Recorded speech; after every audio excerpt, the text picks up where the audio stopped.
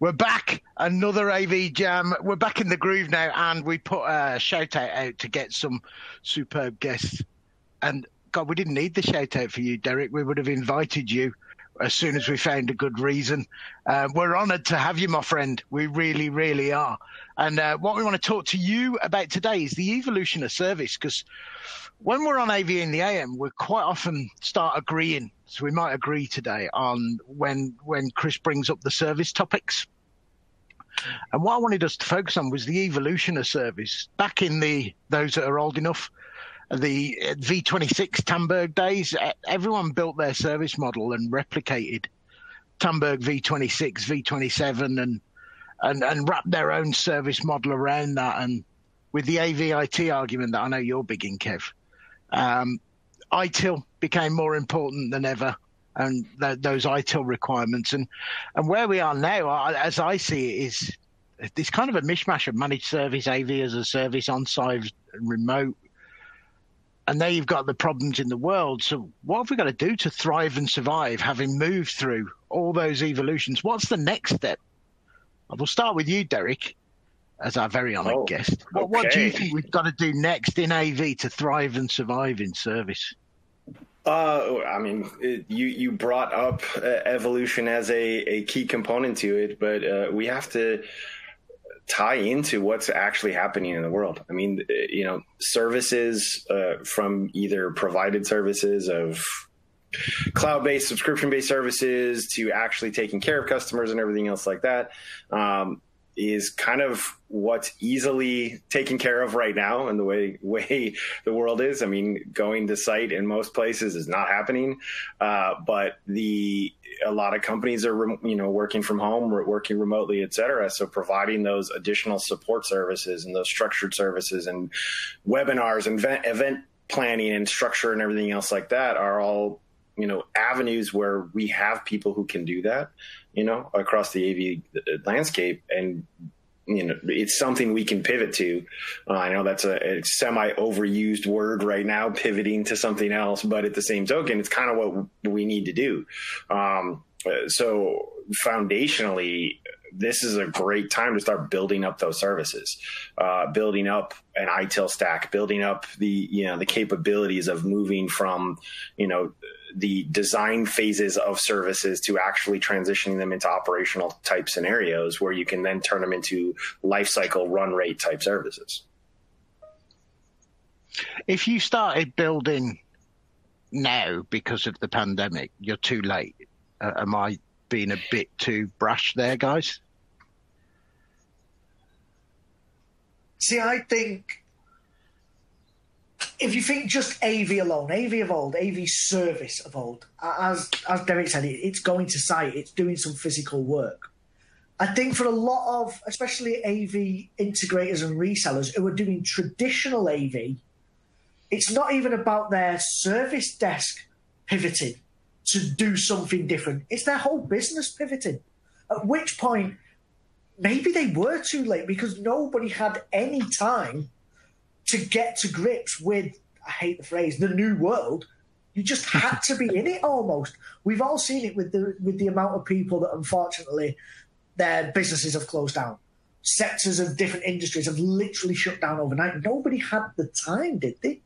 So are you wrong to say maybe it was too late to just not be there? Maybe.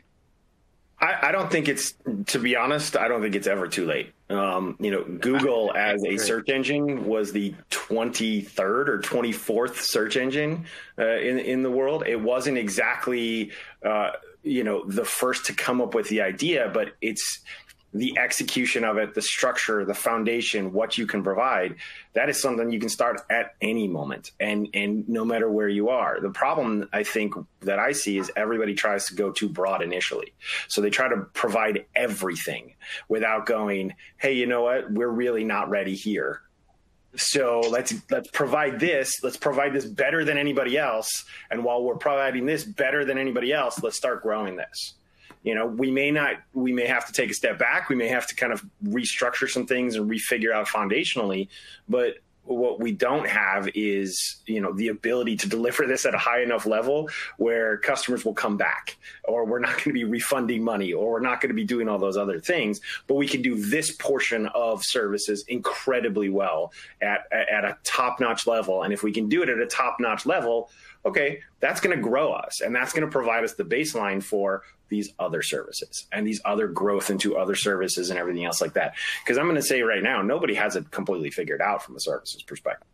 So if nobody's gotten it figured out, there's still space. There's still space to grow. There's still space to create something new. Contraction and times of difficulty are some of the most creative growth periods that you can come up with different services and different capabilities. I think nobody having it figured out spot on right now. When we meet and greet our PSNI friends, the comforting thing is when you feel a pain, others are feeling the same pain, so you don't feel quite as, dare I say, stupid, because other people are in the same boat, right? Yeah, and you've got to have a continual learning for all of this, right? Because technology moves at a lightning pace. So what you can support really well one day isn't what you can support really well the next day, because these new things are coming in all the time. So everybody's kind of in the same boat to one point.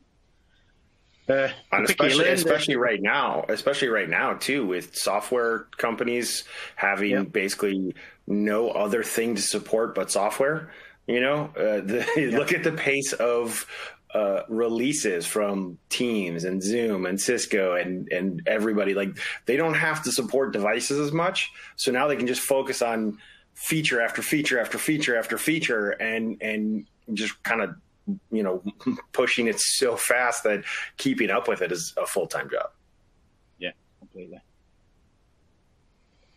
And of course you've got to present yourself to be absolutely knowledgeable on all these things that have just come out straight away, and the client and the customers expect you to know about it straight away, even though it's only been in the market for a few months, or it's only been announced. There have been announcements announcements that come out. It's like, as providers, we may have gotten a week's notice, but that week's notice is all we've gotten. We've never seen the product. We've never seen the feature set. We've never implemented it. We've never put it into practice in any way, shape, or form, locally or at scale.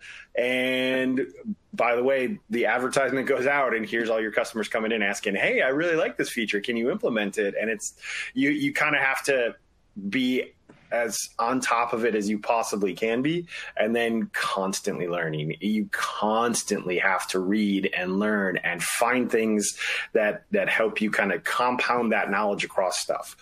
So in the sense of like, what you learn from Microsoft, you can apply to Cisco, or what you learn from Cisco, you can apply to Zoom, or you can apply across kind of that whole breadth of the offerings, because they're, first and foremost, they're all stealing from each other. And secondly, the ways under which they're doing so are based upon which features take off.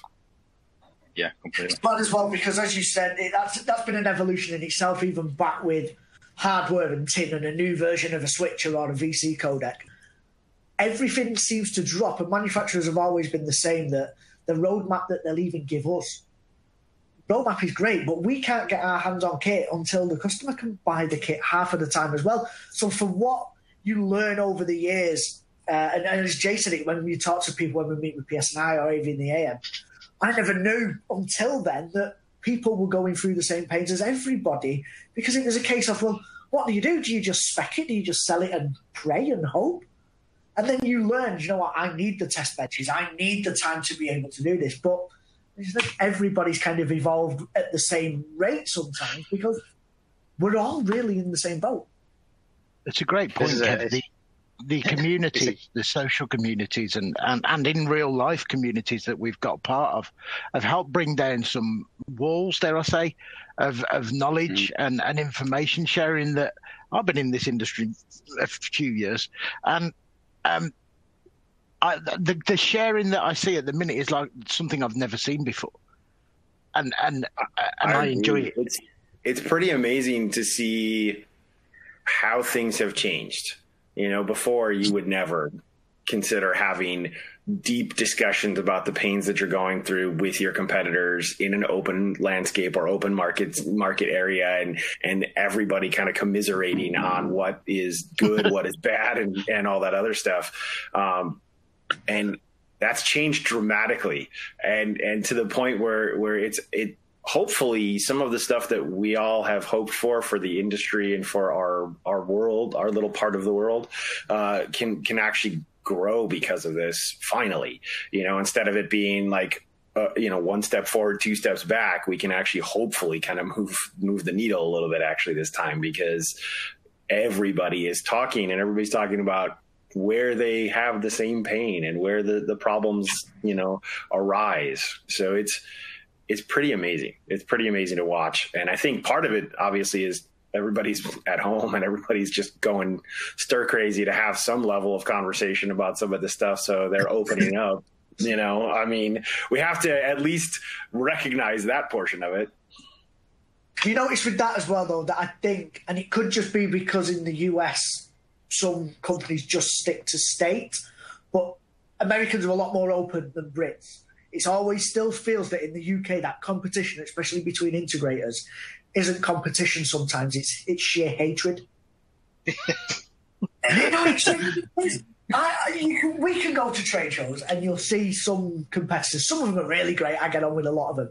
But some of them look at you like you are absolute scum. Whereas with the Americans, that's totally different. They do feel a lot more open. Good to know. I should make sure I don't get on the wrong side of the UK line, as to who I'm aligning with, because I don't want to be looked at like total scum. So partial scum I get, but not total. Yeah. You can still fit three of us in Texas, can't you? So you got to understand the geography, what's going on. That's true. I mean, Texas, California are massive states that are. California is the size of 3 other states. Texas is the size of 4 other states, and so obviously sheer size definitely handles it, but we also have size and actual density of people are very different things.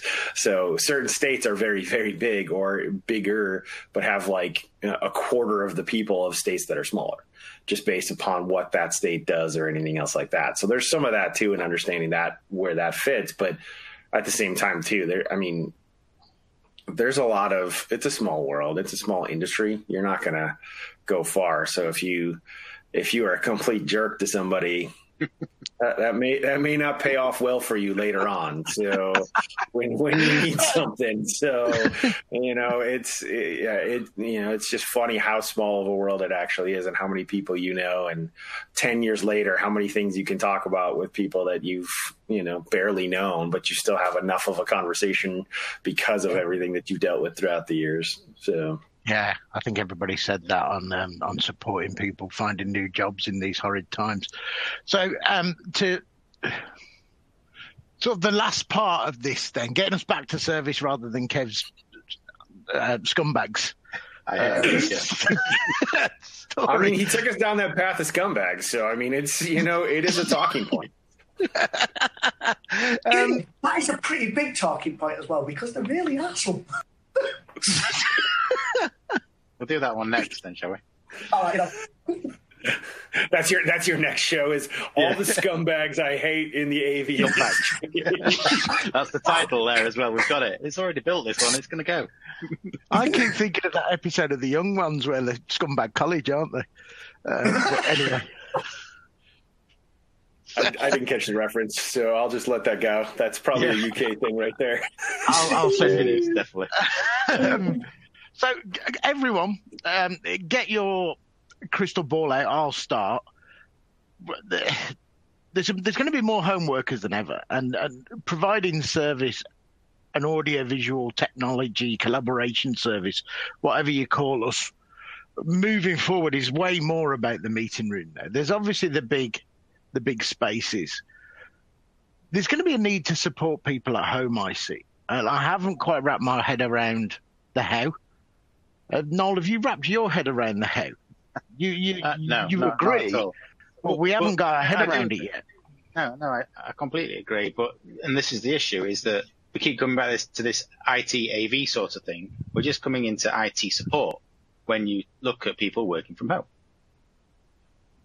So if you can do IT support, that's been around for many years, and anybody can do that. So, you just need to up your game and turn that little switch on. Yeah, I mean, there's going to be a much, much further expansion of AV into IT and IT into AV because there's no choice. Because if you're an AV company and you're looking at, I can sell somebody some headsets and some webcams, and that's going to cover them for maybe the next 9 to 12 months. Your revenue and margins are going to be pretty low. And that's pretty much what you're going to be dealing with for a long time. You're not going to be able to support your business, and you can't compete with Amazon and others in terms of sheer size, quantity, capability, shipping, everything else like that. Because if they're buying in bulk and you're buying what your customers are, just in time, like most AV companies function, you're gonna lose out, because if Amazon can come in and buy 1,000 webcams and then have them sold by tomorrow, versus you going, let's create a quote, let's turn that around, let's give you a price, let's work through this process. Oh, by the way, you've already got 7 times the amount of webcams you need because you just ordered them all from Amazon and they delivered overnight to you. You're competing in a different world. Your hardware world is going away, at least for the short term. And so what you need to be able to do is provide, and I know this is a semi-controversial, scenario in terms of what it is, but you're better off doing experience design for what your customers should experience versus trying to just provide what traditionally we had provided as an industry. Because if you can get people to buy faster, have the right equipment, put the right equipment inside of their space, guarantee quality of service, guarantee that they're able to access the services that they need to be able to access, and then also turn that into a recurring revenue service model for yourself, you're going to be sought after more than the person who can provide you a cheap webcam, because they'll still go buy that cheap webcam from somewhere else, even if they don't buy it from you. But you've got the high value, highly capable different offerings that will sustain you through some of these ebbs and flows. Because yes, people are going to continue to buy stuff for at home work, and at some point they're going to be figuring out what they're going to do at the office spaces and everything else like that. Timeframes for that, though, who knows? If you guys are, in the UK are going to potentially go back on lockdown, who knows when you're going to go back to the actual offices. And so that is an area that is wide open, because we can really provide different levels of support than maybe just an exclusive IT company or an exclusive AV company can provide, if you can do both. Yeah, completely agree. It's just it's thinking about it in such a different way, because it's so easy to think the traditional approach. But what else do you offer for a lot of people that don't know? Apart from TIN, do you then start looking at connectivity and other services? But Pathways. It's a whole for a lot of other integrators, especially. Pathways, bandwidth, quality of service from beginning to end through LAN, WAN, et cetera, moving through that entire process. If you can guarantee a video landscape across the entire network and across the entire path, you're better. You're able to offer more services. If all you do is go, well, I can get you to the public internet, and then good luck. People are gonna look for better, and they're going to be willing to pay for better, because they know that's something that's not going to go away, even as they start to go back to in-office scenarios, because everybody is looking at what type of hybrid world we're going to live in between at home and everything else like that. And if you can offer a quality guaranteed experience of video from end to end, and service support around that, from tier 1 all the way up to tier 3, tier 4, from support side of things, you're going to get business, because people are going to be looking for that. Yeah, I completely agree. Good. Thanks very much for joining us, Derrick. Do you want to let everybody know where they can find you? Yes, I can do that. You can find me in a number of different places. I'm pretty active in the social media world at Derrick, DERRICK _Kelly, KELLY. That's my Twitter handle. You can also find me on LinkedIn. It's basically the same thing except with LinkedIn.com in front of it. And those are probably the two easiest ways to get a hold of me, and they have my contact information. Perfect. Well, thanks very much. It's been a really good one. And as soon as we can, you guys having me on. We'll as soon as we can, we'll have a beer together. As soon as, well, Boris has just said 6 months, hasn't he? So I'll see you in 2022. We'll see. I saw some of you at Infocom the last time it actually existed in the States. So that was a crazy time, but a lot of good there. It's amazing to think that was the last Infocom, but we'll see. Supposedly it's still going on in June in the US, so we'll see. The same time as ISE, yeah. I like your optimism there of, no, that's not going to happen. See you next time. As of right now, it is.